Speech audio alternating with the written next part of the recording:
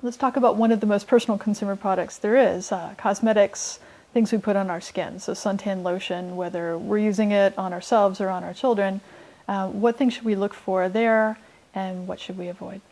Well, let me answer the sunscreen question because that's a study that's been done quite recently by Environmental Working Group, which is part of the Campaign for Safe Cosmetics. So you can go either to their website, which is ewg.org, and find their recent study about sunscreens. It talks about the hazards in sunscreens plus the better alternatives, and it also tests them for performance. So, and I think they've focused on sunscreens for children. So that's a great resource. And more broadly, the Environmental Working Group for the Campaign for Safe Cosmetics has this great searchable database called the Safe Cosmetics Database. So I think it's cosmeticsdatabase.org, and safecosmetics.org is the campaign home site, and you'll be able to find it in either of those ways. And that ranks thousands of products and ingredients, and you can search them that way for ratings.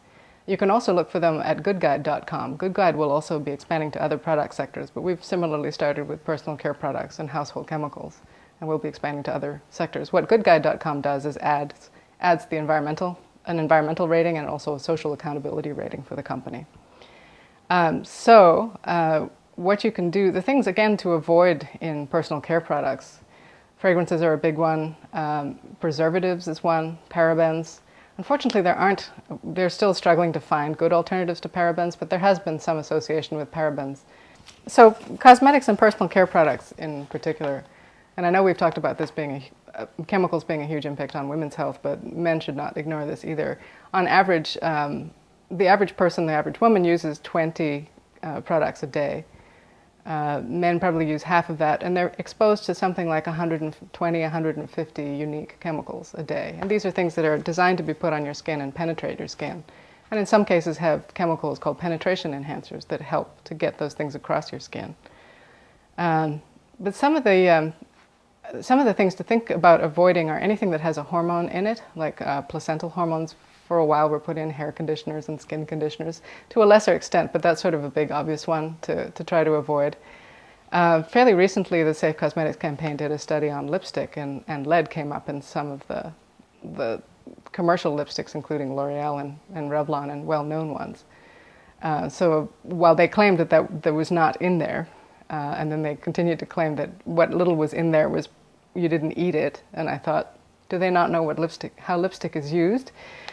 Anyway, so there are issues with, there are specific issues in specific personal care products, but overall I would try to reduce the number of products that I use.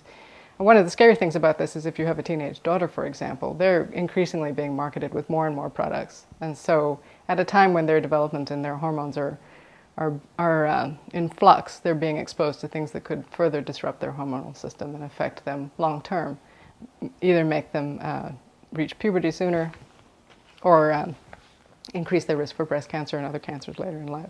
So basically try to use fewer products and products with fewer ingredients on them. With fewer ingredients on them. Again, you can go to the cosmetics database and goodguide.com and look for ones that are rated better, and you can look at specifically for health criteria if you want there and things that you're particularly concerned about.